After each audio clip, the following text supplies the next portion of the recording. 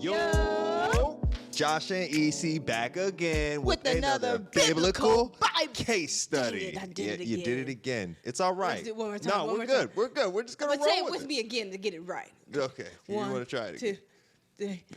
Back with another. Oh, no. That's all I wanted to do. That's what you wanted to do? Yeah. Okay. Okay. 1, 2, 3. Biblical Bible study. I just wanted to throw it off. It's all good. We're Wonder Twins. 2, 3. Biblical case study. Yeah. We're back with another biblical case study. As you can tell from the title, we're doing Issac and Rebekah. Yeah. I don't know. Is this episode 6? I don't know what episode it is. I believe it's episode 6. Okay. Well, either way, if you haven't watched the previous episodes, we started with Adam and Eve, then we went to Cain and Abel, which is their sons, then we hopped to Noah and the ark, then we done went to Abraham and Sarah, then we went to Abraham and Lot, Lot, his nephew. Abraham and then Lot. we did Abraham and Isaac, which was the promised son of his that the Lord promised. Now we're going to Isaac and his wifey for lifey, Rebekah. Yeah. So if you are not caught up with all these things, definitely pause this video and go watch the other one so that you can catch up. Plus, there's a lot of tea in those previous videos too, y'all. So you might wanna miss that. And I don't know how many times we're going to run through how many names we done got through. Yeah. Because it's getting longer. It's just good for the memory. It is good for the memory. But I probably won't be able to remember by the time we get through Genesis, we're going to be like, well, we went through Genesis. Yeah, but it is cool to like connect the pieces, right? Yeah. Like Abraham, we focused on for like 3 different case studies, biblical case studies. So now we're moving on past Abraham to his lineage. Okay, so if you have your Bibles, we have quite a bit of reading. Mm-hmm. We're going to go through Genesis chapter 24 through 27. Mm-hmm. Let us know, actually, this is a very good thing to bring up right now. Let us know if you guys like the fact that we read through it bar for bar, or do you want us to kind of paraphrase through as you guys so we can kind of like get to the meat and potatoes of the points. I personally like a hybrid. There's some things that I feel like are just long. Well, sometimes we pause. Sometimes we read it, then we pause, then we unpack something, then we keep reading. Yeah. I guess just kind of let us know what style and flow you like for these type of videos is what we're asking. Yeah. And if you like the way that it's going, just keep on going. Mm-hmm. But anyways, let's go ahead and hop into this. The first topic that we have up is the arranged marriage. Yes. Fun fact, Isaac is the son of Abraham. Promised son. The promised son. Mm-hmm. If you didn't know about it, it was in the last episode. But Abraham arranges a marriage for Isaac. Mm-hmm. And we're going to get into how that is arranged in this first chapter. Yeah, 33 verses. Shall I kick it off? You willing to go down that road? You're going to have to go down the other one, so like, which one you want to do? All right, yeah, you can knock out the first one. Okay, here we go. If you have your Bible, say got it. If you don't, say hold on. Obviously, I can't hear y'all, so hopefully you just pause the video if you need to go get it. Genesis chapter 24, verse 1. Abraham, Isaac's dad, is now very old, and the Lord had blessed him in every way. He said to the senior servant in his household, the one in charge of all that he had, "Put your hand under my thigh. I want you to swear by the Lord, the God of heaven and the God of earth, that you will not get a wife for my son from the daughters of the Canaanites." Okay, pause too, because I think it's important to mention the Canaanites were pagans. Yes. Correct? The Canaanites were the sons of Ham, and if you know about Noah and the ark, we kind of discussed how Ham was cursed. Ham went ham, low key. He didn't go Ham went ham. Ham just did too much to his father, and his father ended up cursing him and his lineage, and that was the Canaanites. Yes. So ever since then, the Canaanites have been looked at as, what's the word that I'm looking for? They've just been looked at with like their disdain. Yeah. I mean, the pagans, they didn't serve God. Correct? Yeah. They had idols and they had idols, they worship other gods. So but it was not of God. The Canaanites weren't team God. Yeah, they weren't. That's the only point I wanted to make. Yeah. Okay. Also, putting the hand under the thigh. Yeah.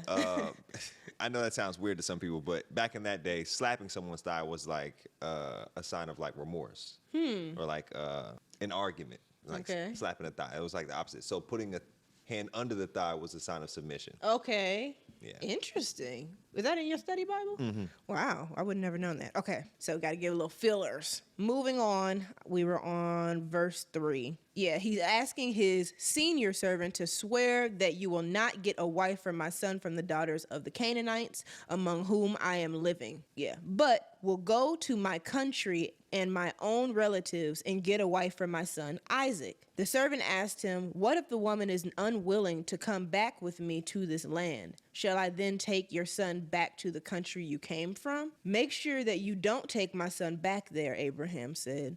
The Lord, the God of heaven, who brought me out of my father's household and my native land, and who spoke to me and promised me on oath, saying, to your offspring I will give this land.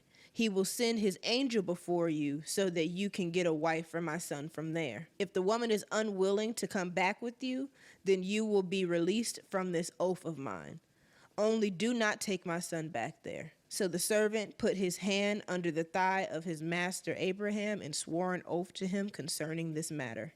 Pause it. Yeah, definitely. Okay, so first of all, this servant is the oldest senior servant. That's so important to point out. Important He's been task. on this ride with him. Yeah, very important task. It's funny because it reflects the fact that Abraham had to trust this man the same way God had to trust him. It's a layer of trust. So he said, well, who can I trust the most? The one who's been around, consistent, obedient. Yeah. Like the themes kind of play down. So it's like, okay, cool.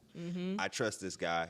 And on top of that, this is a very big thing because Isaac is the heir to the name. He's like, you can't mess this up. God gave me a mission. Right.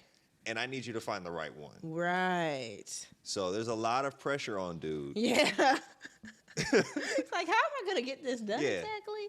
And okay, it's also important to point out, he gave him specifics, right? Verse 3, that you will not get my son a wife, the daughters of the Canaanites, the pagans. But however, he wanted him to go to his country and his own relatives to find Isaac, his wife. His kinsman, his family. It had to be within the family because it's sacred line. Back then, okay, I know y'all, incest was a thing back there. It sounds a little weird, but there wasn't as many people as it is today back then. They just had to get busy and multiply. All right? Keep in mind, too, that Isaac, or Abraham had Isaac very late in life. Yeah. So his son was like in an interesting age group, I guess I'm trying to explain. Yeah, I almost wonder how old he was when. Well, we're going to find out, but he met Rebekah at 40.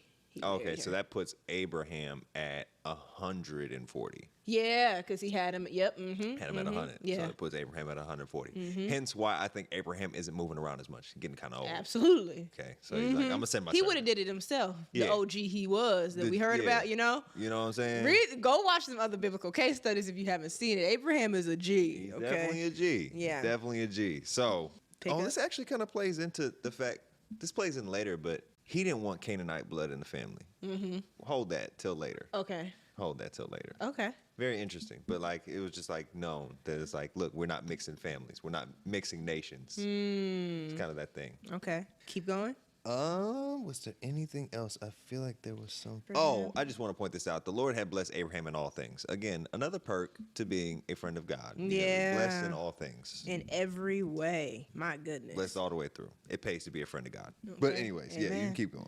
Okay, so verse 6. No, sorry. 10. It's verse 10. Then the servant left, taking with him 10 of his master's camels, loaded with all kinds of good things from his master. Just want to point out the immediate obedience. Okay, he left after he was told this. All right. He's like a good servant. I was almost going to say, State Farm is... That's a good neighbor. Okay. He set out for a... What does yours say? What does that say he set out for? Nahor or Mesopotamia? Mine says Aram Naharaim, which is a northwest of Mesopotamia in my other... Oh, yeah. How do you say this? I don't want to get this wrong. Aram Naharaim. Or Naharaim. Aram Naharaim. Yep, best we just go on past it. Okay. So he set out for there and made his way to the town of Nahor. He had the camels kneel down near the well outside the town. It was towards evening, the time the women go out to draw water. Catch it. Catch it. Okay. Timing. God's perfect timing. Okay. Verse 12. Then he prayed, Lord, God of my master Abraham, make me successful today and show kindness to my master Abraham. See, I am standing beside this spring, and the daughters of the townspeople are coming out to draw water. May it be that when I say to a young woman, please let down your jar that I may have a drink, and she says, drink, and I'll water your camels too. Let her be the one you have chosen for your servant Isaac. By this I will know that you have shown kindness to my master. Can you pause right there? Yes, sir. In a way, I saw this as a form of intercession because he was praying on behalf of the success of Abraham's mission. Right. He was like, I'm just kind of an intermediary, but if you bless Abraham's mission and you bless my eyes to see through it, then your will be done. Now, my study Bible is actually very interesting because it said, like, this isn't normally how you should pray to God. I was wondering that. Like, because he's like, make me successful. Yeah, well, I mean, he's saying make me successful, but he basically set up the parameters for God. Instead of saying, like, God, just give me the wisdom to see. Okay.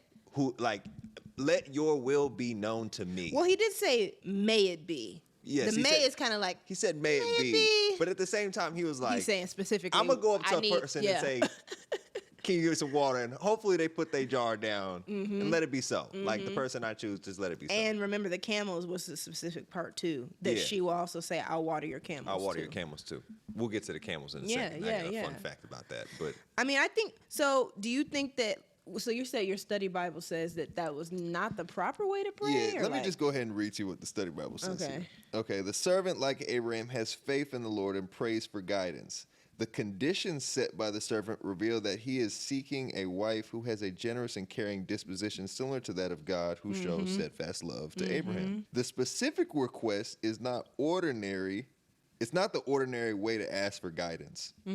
The servant might better have asked for wisdom to discern the best wife for Isaac rather than to probe into what God providentially appointed.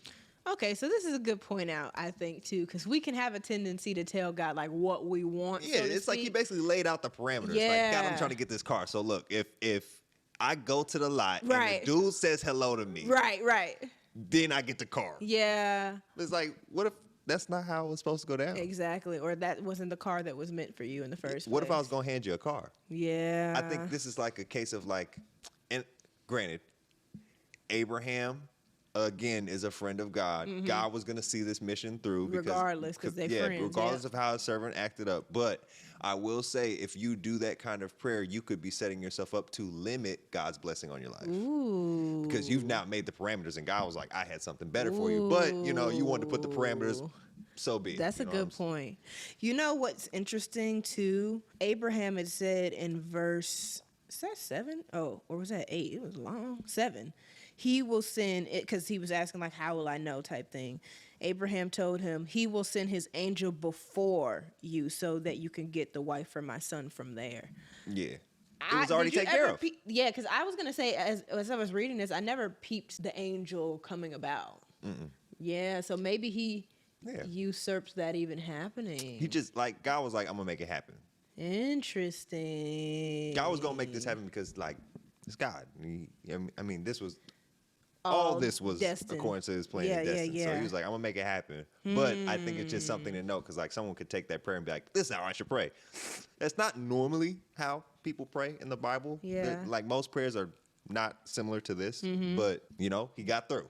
The prayer got through. So what are you saying or suggesting would be a proper way to pray?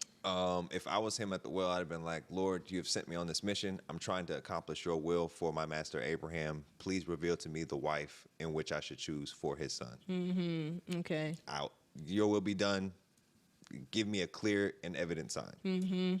And then just kind of let things happen. Let God do his work. And ask him for your spirit to be able to discern that too. Yeah. Okay. Good point out. Verse 15. Yep. Before he had finished praying, Rebekah came out with her jar on her shoulder. She was the daughter of Bethuel. Bethuel? Bethuel. Yeah. Son of Milcah, who was the wife of Abraham's brother Nahor. Okay, they kind of get us a little lost in the sauce in the Bible sometimes. Just to summarize that, Abraham's brother Nahor had a wife. They had a son. That son had a daughter, hence Rebekah. Rebekah, they had a lot of kids, but like we're focused on Rebekah right now. Rebekah is Abraham's great niece. Yes. Let's put it that way. Yes. Right, because Bethuel was Abraham's nephew. Mm-hmm. Okay, yep. Okay, here we go. Verse 16. The woman was very beautiful, a virgin. No man had ever slept with her. She went down to the spring, filled her jar, and came up again. The servant hurried to meet her and said, "Please give me a little water from your jar." "Drink, my lord," she said, and quickly lowered the jar to her hands and gave him a drink. After she had given him a drink, she said, "I'll draw water for your camels too, until they have enough to drink." Until they have enough, that's crazy. So quickly she emptied her jar into the, I don't know what. Trough. Trough? What is that? It's like a big bucket of water. Okay. Like, where the camels can drink the water. Okay, I know what you're talking about. Okay, ran back to the well to draw more water and drew enough for his camels. So she was going back and forth, back and forth, back and forth, back and forth. Mm-hmm. Okay, 21. Without saying a word, the man watched her closely to learn whether or not the Lord had made his journey successful. Boom. All right, pause. Funny, because before he even finished this lined up prayer, she already came out. Angel was already sent, bro. Yeah. She was on her way out. Wow. On her way out. Mm-hmm. Like, that was the first shot that you seen. She was beautiful, caught your eye. Mm-hmm. Like, was the prayer as necessary? Who knows? I think it was like he had a good heart posture about it because he was interceding for his master. Yeah. Like, Lord, please, like, let me please my master with, like, coming back successful. But it was, like, a little bit more of leaning on his own understanding or telling the Lord what his understanding would be rather than letting the Lord, like... But I think it does play out when he like tries to talk to the family about like how this all came to fruition. For sure. He was like, I prayed on this and it happened exactly how I prayed. Maybe you be skipping, bro. Oh, we'll get to it. Exactly, bro. But anyways, there's still more points here. For those who don't know, a camel can drink 30 gallons of water in one sitting. Huh? That's slight work. They can actually drink, I think, up to 60 gallons in 3 minutes. So when they say Rebekah watered 10 camels, my goodness, that's 300 gallons of water. Whoa. I'm trying to figure out. With a jar, G? Like. With a jar? How was she watering these camels? She had to be the one. Because who's doing that? Nobody. Because who? Nobody. Not even I. And then the request, that makes the request sound even crazier too, because bruh knows about these camels. Mm-hmm. He knows how much water they take in. So he's like, I need a wife that's ready to work. Well, Abraham didn't tell him to tell him, like, didn't tell him that. That's what I'm saying. Like, this request. So he did have good interest in mind. He had some qualities in there. He's like, okay, she's willing to serve. Mm-hmm. That's beautiful. Really it. Yeah. And Abraham was definitely looking for a virgin. Okay. So no man had slept with her. I don't know how they could tell that. Right. If there's like some kind of garment or something that they wear to identify whether or not they've had I don't know. But notice he hasn't fully made his decision yet. I think his checklist is being checked. Because of verse 21. 21, without he's like, saying a word, he watched her closely. Like, yeah. You real close. But I mean, she watered the camels. She did what he asked the Lord to, like, so that was interesting. He had to know who she was kin to. Oh, right. He doesn't know this yet. You checked off all my prayer lists. You're right. But you haven't checked off my master's checklist. Okay. Yeah. I like that. Good point out. Got something else? No. Really, the one thing that caught me the most was 30 gallons per camel. 30 gallons per camel. My goodness. Ooh. Go back and forth. To the well, though. You know how, like, the well, you gotta haul that water up. She's strong. Soldier. Okay, continuing, verse 22. When the camels had finished drinking, the man took out a gold nose ring weighing a bekah and 2 gold bracelets weighing 10 shekels. Then he asked, "Whose daughter are you? Please tell me, is there room in your father's house for us to spend the night?" She answered him, "I am the daughter of Bethuel, the son that Milcah bore to Nahor." And she added, "We have plenty of straw and fodder, as well as room for you to spend the night." Then the man bowed down and worshipped the Lord, saying, "Praise be to the Lord, the God of my master Abraham, who has not abandoned his kindness and faithfulness to my master. As for me, The Lord has led me on the journey to the house of my master's relatives. Because God is good all the time. And honestly, too, even just finishing that, this goes right back up to the very first verse of 24. Abraham is now very old, and the Lord had blessed him in every way. What made senior servant think that he was going to stop blessing him?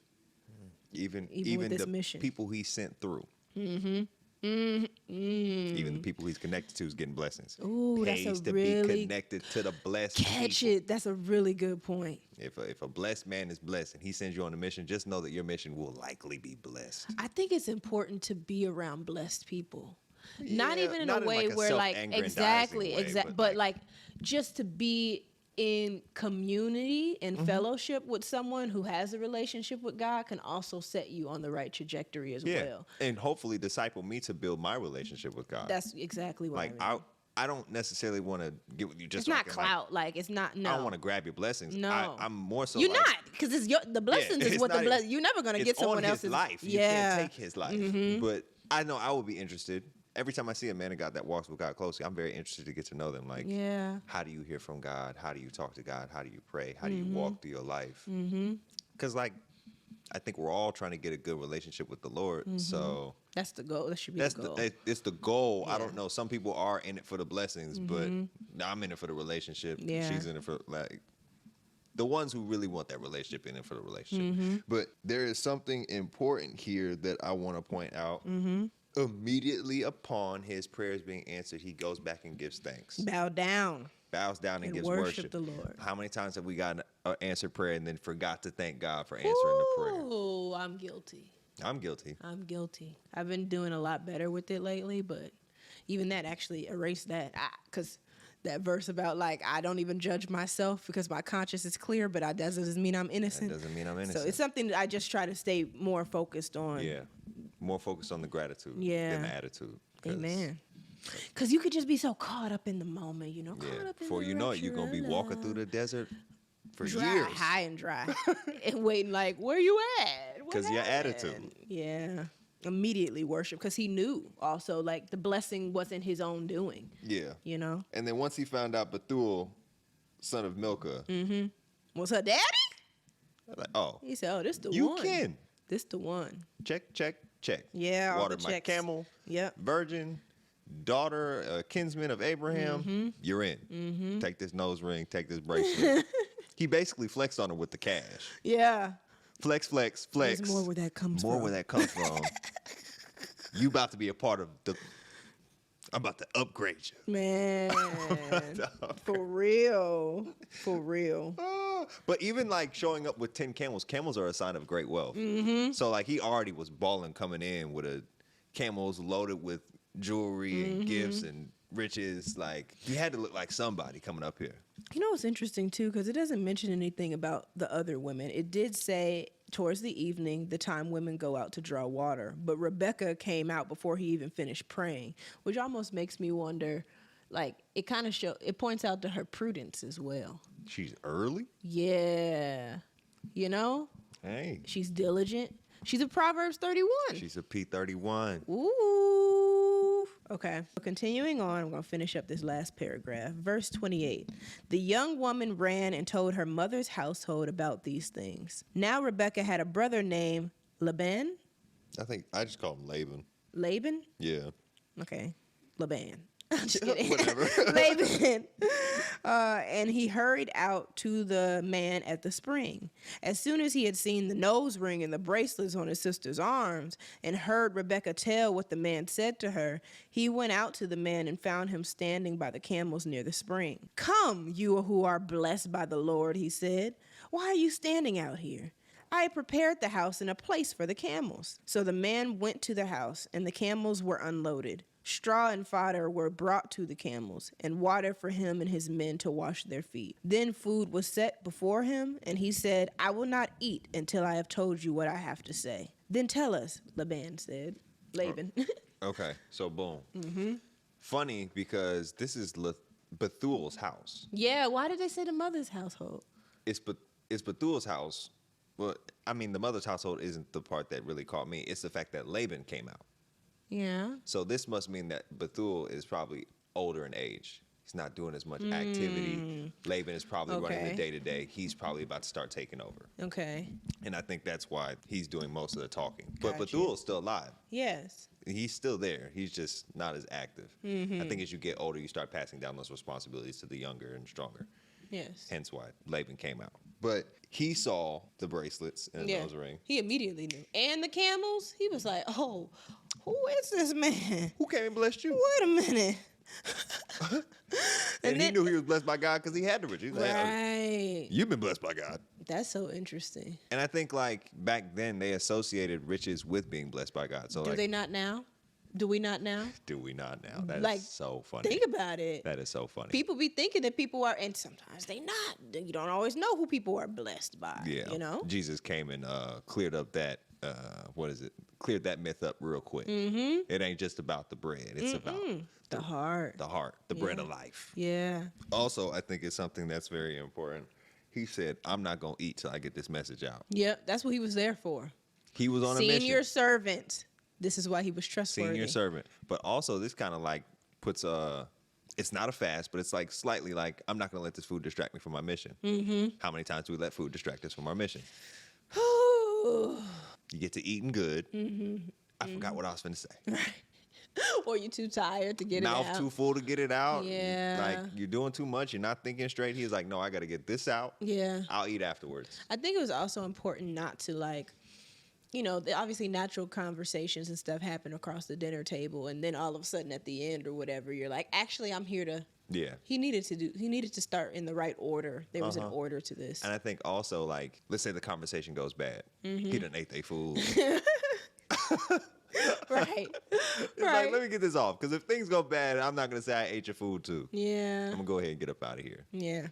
That way there's no need for repayment because you ain't take it. You ain't accept it. I ain't take it. I ain't accept nothing. Okay. We eat in celebration. We eat, like, the eating part is almost like a agreement. Yeah. Yeah, I feel that. So this is the start of the arranged marriage, right? Start of the arranged marriage. We decided verses 34 through about 50 or 49. 34 through 49. He kind of repeats everything we done already gone over. Not kind of. He literally does. That's what he tells her family. He tells the family. My master told me this. The Lord told me that. I had this prayer. She answered the prayer. I found out who she's kin to. Like, this is the perfect match. Like, you gotta let me have her. Yeah, basically. Pretty much like, you gotta let her go.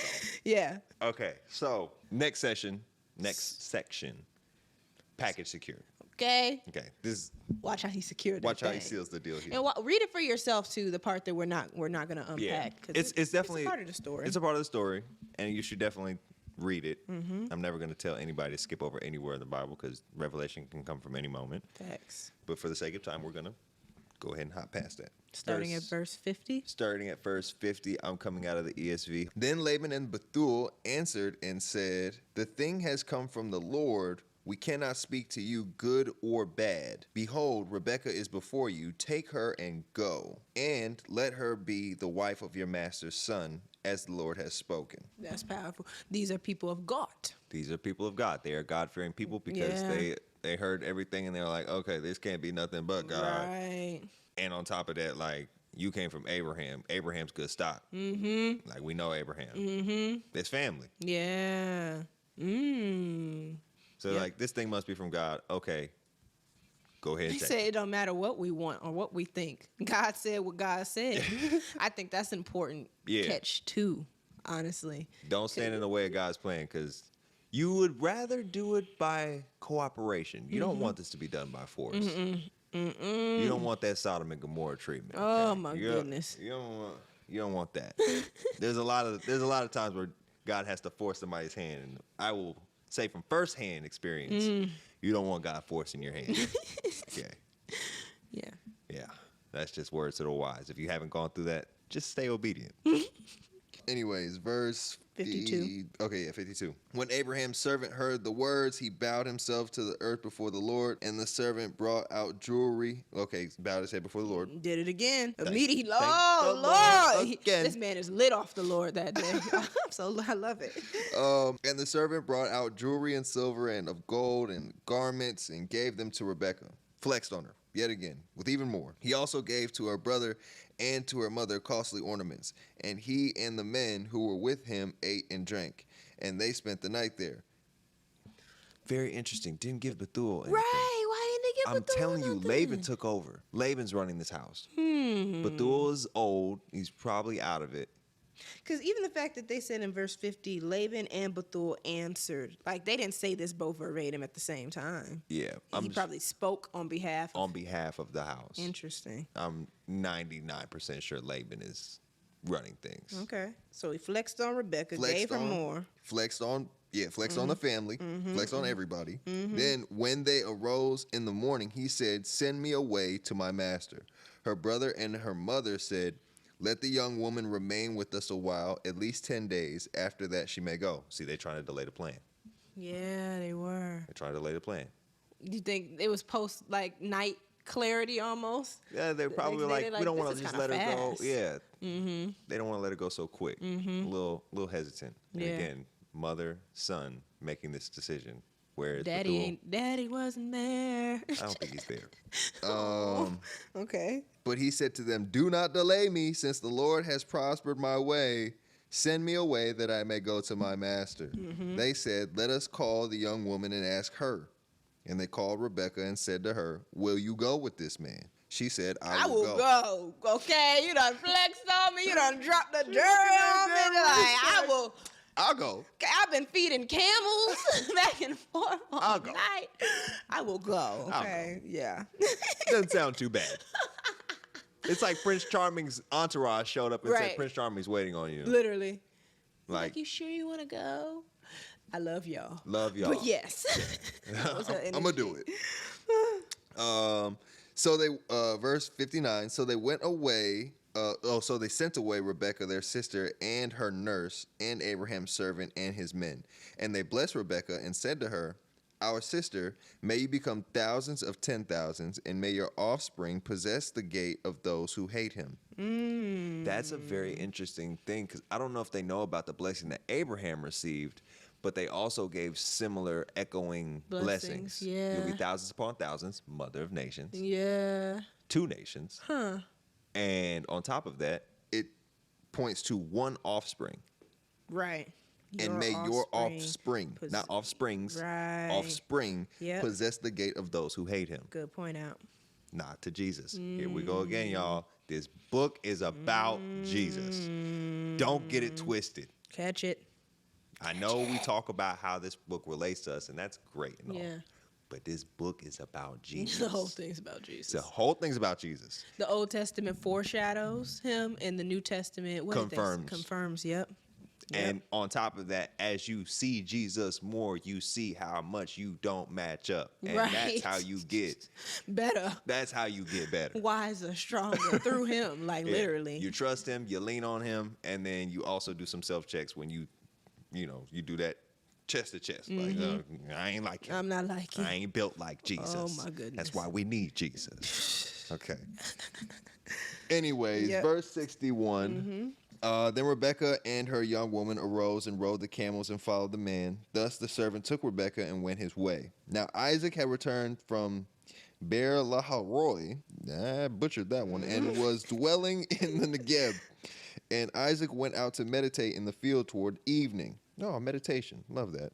And he lifted up his eyes and saw, and behold, there were camels coming. And Rebekah lifted up her eyes, and when she saw Isaac, she dismounted the camel. She dismounted from the camel and said to the servant, "Who is that man walking in the field to meet us?" The servant said, "It is my master." So she took her veil and covered herself. And the servant told Isaac all the things that he had done.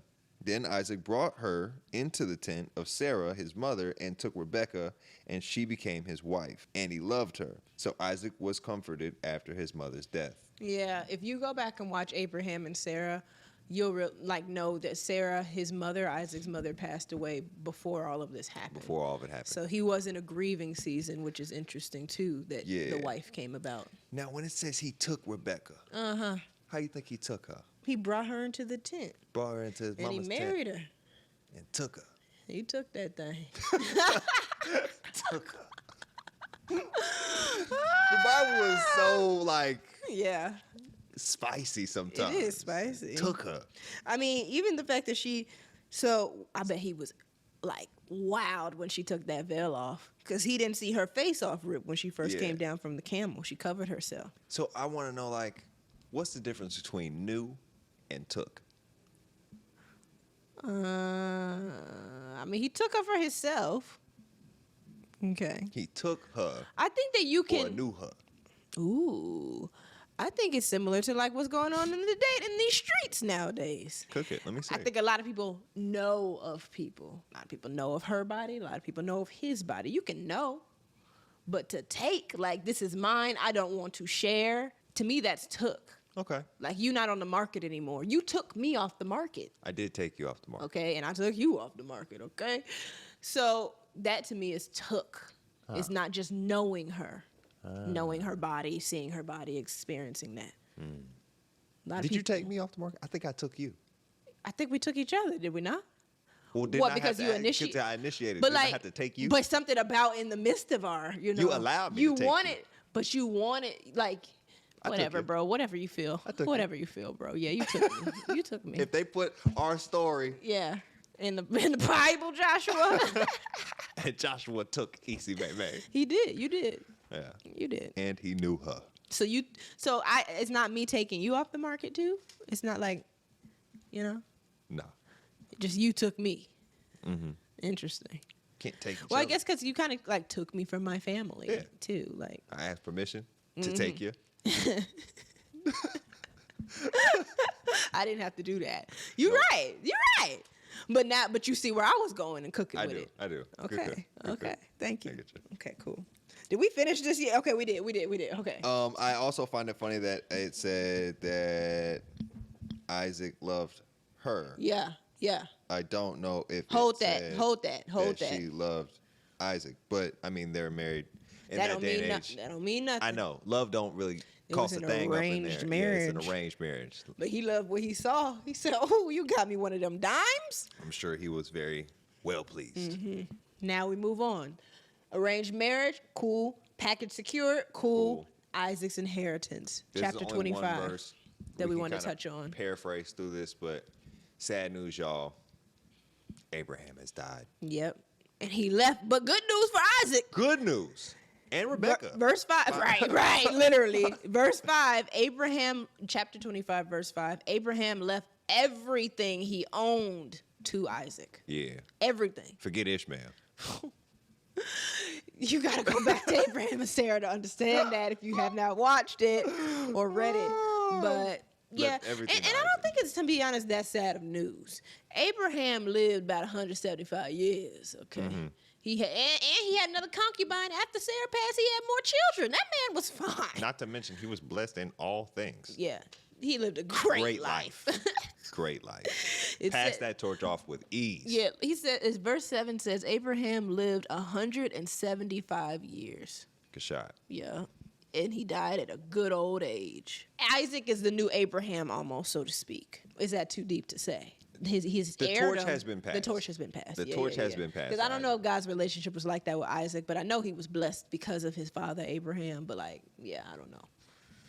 I don't know if they had the same relationship. God is with this holy line. For sure. But you know what I mean, though? Isaac wasn't necessarily called a friend of God. Right. That's what I mean. Yeah, he just inherited the blessing of his father. Exactly. Yeah. Okay. So the torch has been passed. Now we're going into Isaac's family. Chapter 25, verse 19 is where we're going to start. Yeah, double trouble. You want to slide through that? Yeah, do that real quick. This is the account of the family line of Abraham's son, Isaac. Abraham became the father of Isaac. And Isaac was 40 years old when he married Rebekah, daughter of Bethuel, the Aramean from Pada Aram. Dang, you don't even let me try to pronounce it, bro. Padan Aram. Stop it, because you probably saying it wrong, too. Padan Aram. Shut up, babe. Okay. Padan Aram. Let's just leave it. Shut up, bro. Let's just leave it at Isaac was 40 when he married Rebekah, because, you can read Padan the rest. Aram.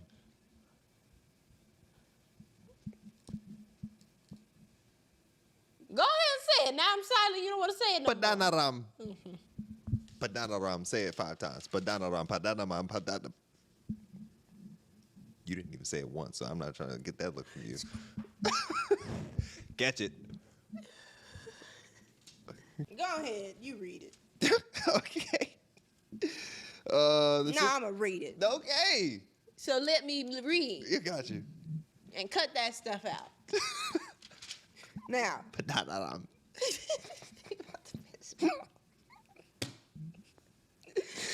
Verse 21. Isaac prayed to the Lord on behalf of his wife because she was childless. The Lord answered his prayer, and his wife Rebekah became pregnant. The babies jostled each other within her, and she said, "Why is this happening to me?" So when she went to inquire of the Lord said to her, 2 nations are in your womb. Woo! Ladies, could you imagine? First of all. Talking about twins. 2 nations? 2 nations? In my womb? That would have confused me at first. I've been a little confused at first. How many kids is that? How many kids is exactly 2 nations?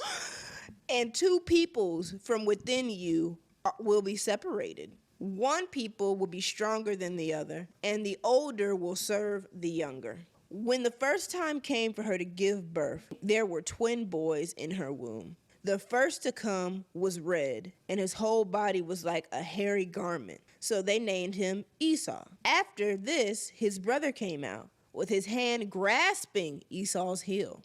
So he was named Jacob. By the way, Jacob means he grasped the heel. Isaac was 60 years old when Rebekah gave birth to them. Catch it, because they got married when he was 40, right? He was 60. He was 60 when they came about. This is 20 years later. Sometimes, like, I know I see it from a lot of women's POVs, trying to have a baby, trying to have kids. And this is also the importance of, like, not asking people, when are you going to start a family? When are you going to start having kids? Blah, blah, blah, blah. Like, stay out of people's business and hop off of people's ovaries. Because you don't know what somebody is going through. At that time, she was childless. She wasn't able to conceive. Just like his mother, Sarah. She didn't have Isaac till 90 years old. That was the whole point of naming him Isaac, because it was like a laughing matter that, like, wow, they're super old and they're just now having a kid. Barrenness she was barren. Seems to be a common theme. Yeah. Because God can work his blessings best through things that, like, are of the impossible. Mm-hmm. But I'm bringing this up to say they waited 20 years before they were able to have kids. Or they were in the waiting period, right, for 20 years. 20 of them things. That's a long time. And time was different back then than it is now. But I feel like I just want to point out that there's always hope still at the end of the day. Never give up hope if you are in that season of trying to have kids and conceive, and it's a little bit difficult during this time. Because God is a God of impossible things. So that's the main thing I wanted to point out. Because they waited. And I also like how it mentioned Isaac prayed to the Lord on behalf of his wife. As husband and wife, I feel like we've definitely learned, too, the importance of interceding for each other. Praying for each other about various things. And because you're one. Yeah. Like, I'm praying over my body. I also think that we need to hold on to that 2 nations are in your womb, and 2 peoples from within you shall be divided. The one shall be stronger than the other. The older shall serve the younger. She knew about Jacob. Okay, that's a good point out. Like, when Jacob was born, she already had it in her head that Jacob was going to serve the younger. Esau is going to be serving Jacob. And let me just finish this out, too. Okay. Verse 27, the boys grew up, and Esau became a skillful hunter, a man of the open country, while Jacob was content to stay at home among the tents. Isaac, who had a taste for the wild game, loved Esau. So the daddy loved Esau. But Rebekah loved Jacob. The mom loved the younger twin. That makes a lot of sense, though, too. You staying at home, probably with moms. Yeah, they was kiki. They was kicking it. They was besties. Meanwhile, Isaac's out there making his dad. Esau's making his dad proud. Going out there the being man a hunter. of the country. He's man's man. He's a man's man. Going out there. Yeah. Wild game. Yeah. Honestly, I would have loved Esau, too. I want to hunt. That's just a thing. Okay, moving on. We're going to go to 26 now. Yeah, we're doing some hopping now. We're just going to get some common themes because, truth be told, y'all, as these chapters start playing out, they merge different stories. These stories are going to start merging heavy. Yeah. And we're still actually actively trying to figure out how we're going to get these relationships divvied out. But just know that we're going to be doing some hopscotching. Yes. Throughout the rest of Genesis, because a lot of these stories do a lot of overlapping. Mm-hmm. So that was the double trouble, okay? We got that. We got the foreshadow, really, of that. Now we're going to go to like father, like son in chapter 26, starting at verse 6. Starting at verse 6. This is very interesting. Okay, so Isaac, Abraham's son, settled in Gerar. When the men of the place asked him about his wife, he said, "She is my sister." For he feared to say my wife, thinking lest the men of the place should kill me because of Rebekah. Does this sound familiar? Those who watched Abraham and Sarah, this should sound very familiar. This should sound very familiar. Those who did not, go watch it after this. It'll click. It'll click. Yeah. But just so you know, Abraham pulled this card twice. My goodness. His father. Because like father, like son. She was attractive in appearance. When he had been there a long time, Abimelech, king of the Philistines, looked out of a window and saw Isaac laughing with Rebekah, his wife. So Abimelech called. Mine says caressing. Yours says laughing. Yeah, laughing. They were real flirty, like. Yeah, it's like all over. Yeah. Laughing over each other. You know what I'm saying? It's like that flirtatious laugh. Okay. So Abimelech called Isaac and said, "Behold, she is your wife. How then could you say she is my sister?" Isaac said to him, "Because I thought lest I die because of her." Abimelech said, "What is this you have done to us? One of the people might easily have lain with your wife, and you would have brought guilt upon us." So Abimelech warned all the people, saying, "Whoever touches this man or his wife shall surely be put to death." So, but is this the same Abimelech that his daddy pulled this on too? I'm wondering. Oh my goodness. Is this the same Abimelech? Oh, that would be so stressful for Abimelech, bro. He's like, why do y'all keep trying to do this to my house? Doing this. And if it's not that Abimelech, it's more than likely his son. I don't know why they would have the same name. Yeah, no, oh my goodness. Yeah. Good catch. Because I just like, it just rang to me that Abimelech is the same. Yeah. Abimelech is stressed. Man, I'm surprised. That's probably why he knew lest you will die. Because like, God told him he was going to die if he slept with Abraham's wife. Why do y'all keep doing this? Why do you keep bringing baddies in here and saying that you're your sister? Literally. What kind of game are y'all running? Literally. They're all scared. Because they know the Lord is on their side. He don't play about his. It's so funny, bro. My woman is so bad. I know y'all would kill me over her. That's deep. That's deep. And that also kind of speaks to the times, though. Mm-hmm. Like, if your woman's beautiful enough, you get killed over that? Mm-hmm. Whoa. Mm-hmm. Everybody calm down. Mm-hmm. Just because I got the cream of the crop don't mean you got to hate that hard. Yeah. I'd be scared to have you back in the day. Yeah. Boy, I better learn how to fight. Okay, so that was just a little like father, like son we wanted to point out because, again, if you watch and or read Abraham and Sarah's story, the same exact thing happened.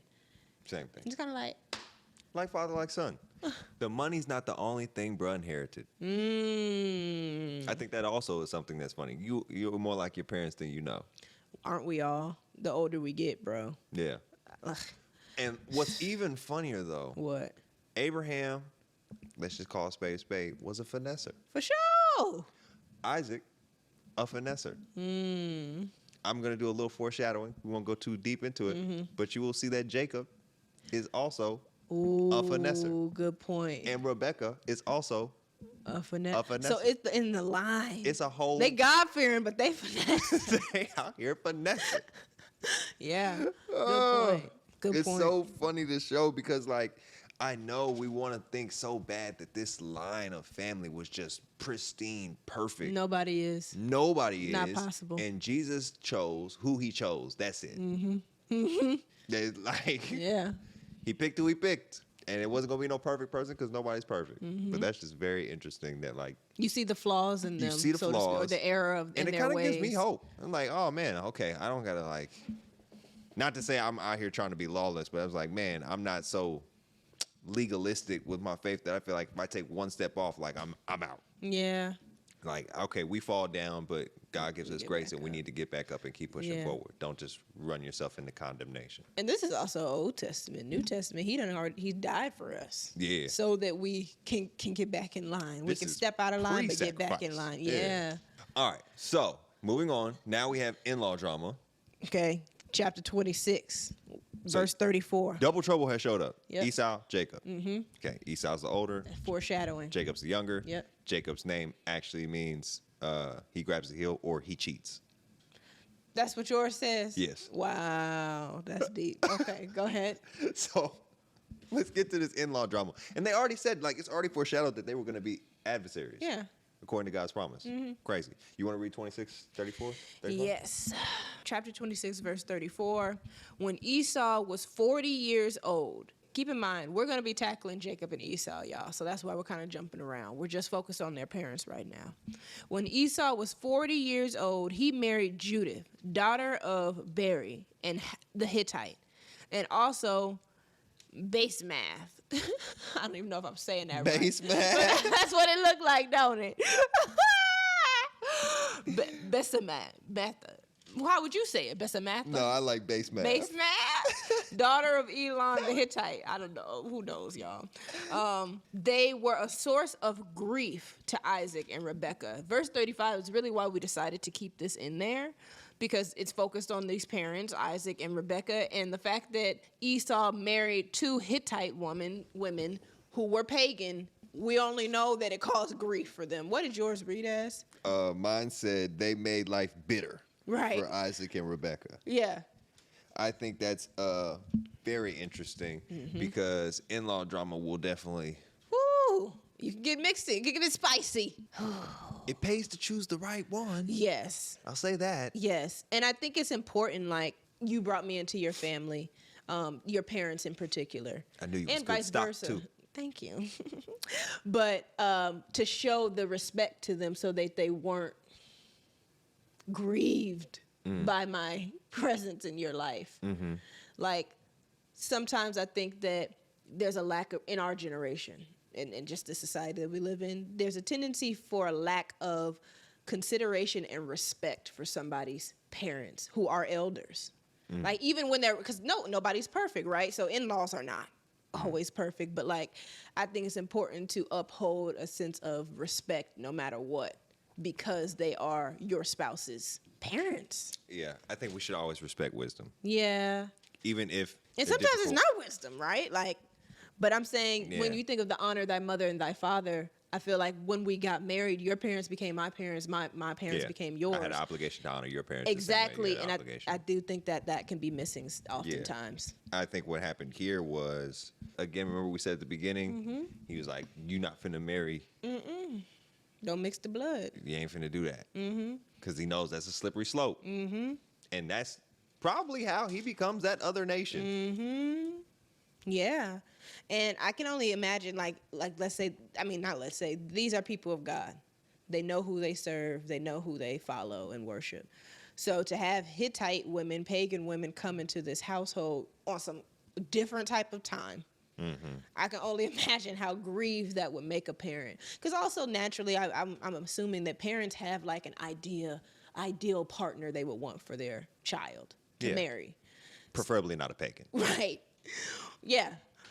Or insert the blank in nowadays, right? Because come with that pagan lifestyle is pagan practices, pagan idols, pagan all this stuff, and you're like, I really want to tell you to stop worshiping these things. Yeah. I really want to tell you how sinful this is and how you're going against the God that we serve that got us all here. Yeah.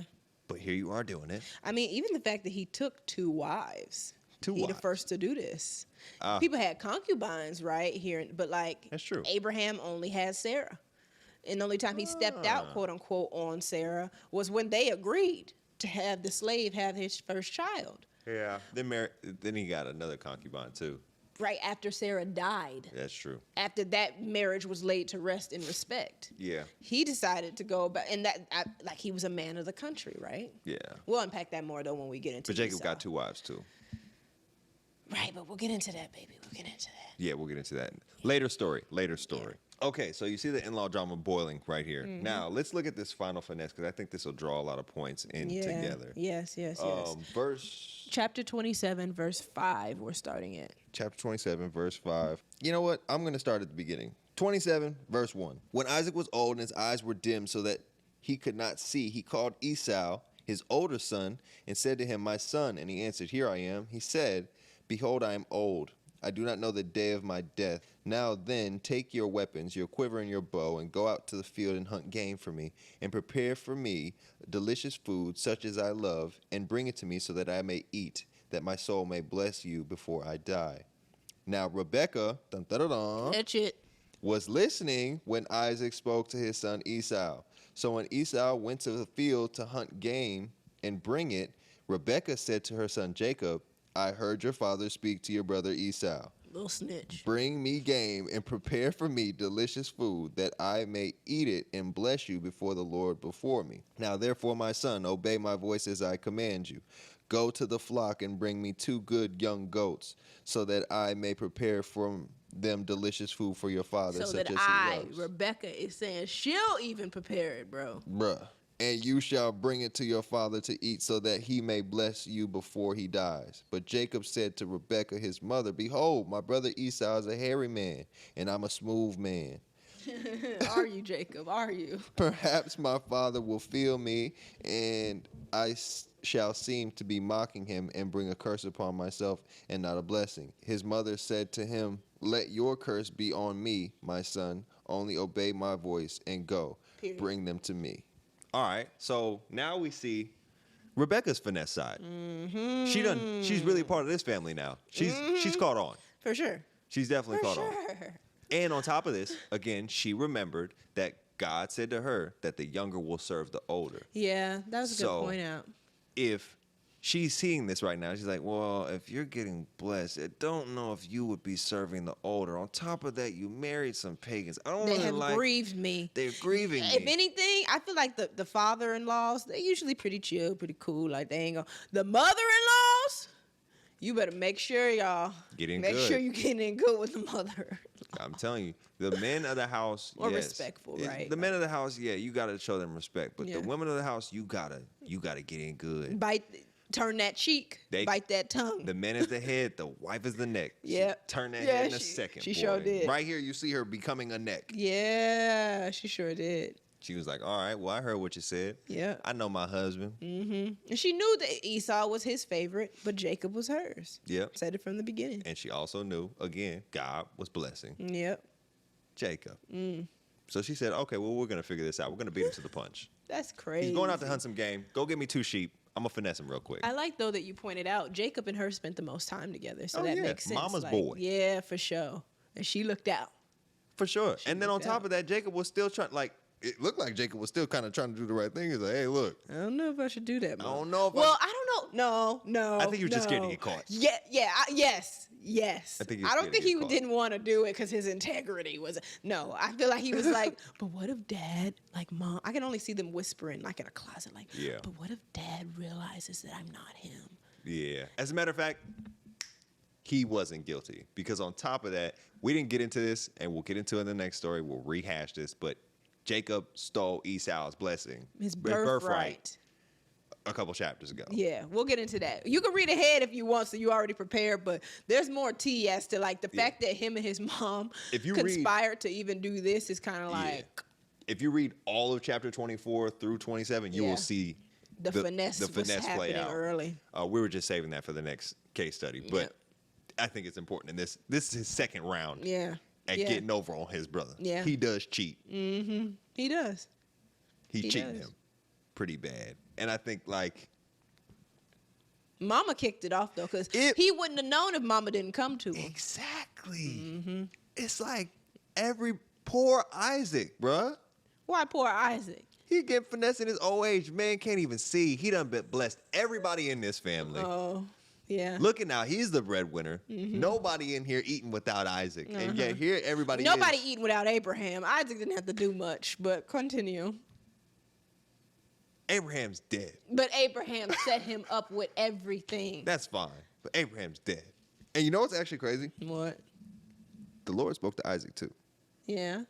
I just noticed that like in an earlier chapter. He basically said, I'll multiply your offspring. For my servant Abraham's sake, though. Mm-hmm. It's basically like, I'll bless you. But it's because you're your daddy. Exactly.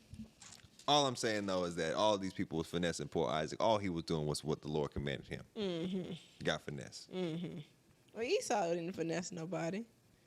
No, Esau got played. He got played multiple times. But he played himself. He did. We'll get into that in the next case study, though. That was the conclusion of Isaac and Rebekah. Yeah. Yeah. So it's a nice little in-between story. We see that, the in-law relationship is kind of spicy. But at the same time, I don't think that Rebekah didn't love Isaac.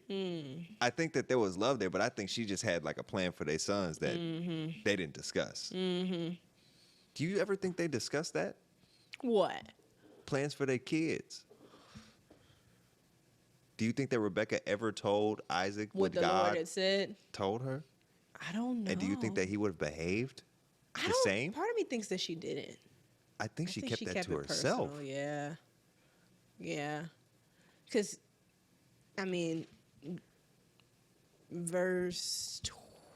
chapter 25, verse 23, the end of it, the older will serve the younger.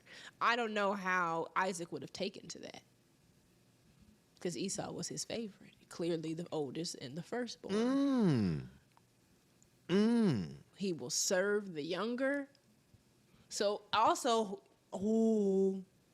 he's a mama's boy. He's always in the tent with her. He's learning to cook, XYZ. You don't think that she was planting seeds as he was growing older? Oh, for sure. Mama's favorite. For him to, yeah. Very interesting. Let us know you guys' thoughts. Yes, down in the comment section or over on the Patreon side. We have the biblical case study discussions. We have a chat. It's open to free members as well. So if you guys want to hop over there and join the conversation, in on the discussion, that'd be great. Yes. That'd be cool. The link will be down in the description box below. But yeah, would love to hear you guys' thoughts on how this broke down. Let us know if you had any extra revelations of your own. Yes, please. But yeah. Next up, I think is going to be Jacob and Esau. It has to be. It's kind of intertwined. That's the tea. So turn on them post notifications, y'all. Yeah, that one gets real spicy and real entertaining. And it leads to a lot of... It really starts to push through really Genesis. Sparks Genesis Yeah, up. it does. Genesis gets real interesting after these two show up. Yeah. So, anyways, we love you guys. We will see you in the next video. Oh, you're going to put your glass back on for the end? Yeah. Nice. My librarian mode. You good? Yes. Okay. We love you guys. If you don't already know, I'm Josh. She's Isi. We're the Wolves. We are the Wolves, and we love you, and we will see you in the next video. So until next time, guys, peace, love, hair grease, and we out.